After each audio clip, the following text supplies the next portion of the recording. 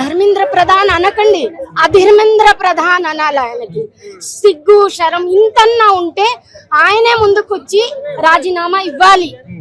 ఇచ్చి వేరే ఆయన వల్ల కావట్లేదు. ప్రతి ఎగ్జామ్, ప్రతి స్టేట్ అన్ని దగ్గర ఇదే కంప్లైంట్. ఇంకా ఎన్ని రోజులు అడగాలి? యూత్ అంతా రోడ్ల పైన వచ్చి అడగాల?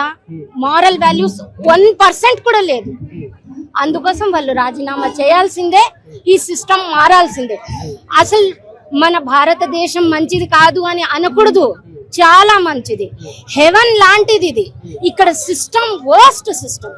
ఈ సిస్టమ్ మారే వరకు మనది ఎవరిది భవిష్యత్తు లేదు. మా పిల్లల కోసం అసలు ఈ దేశం వదిలేసి ఎందుకు వెళ్తున్నారు?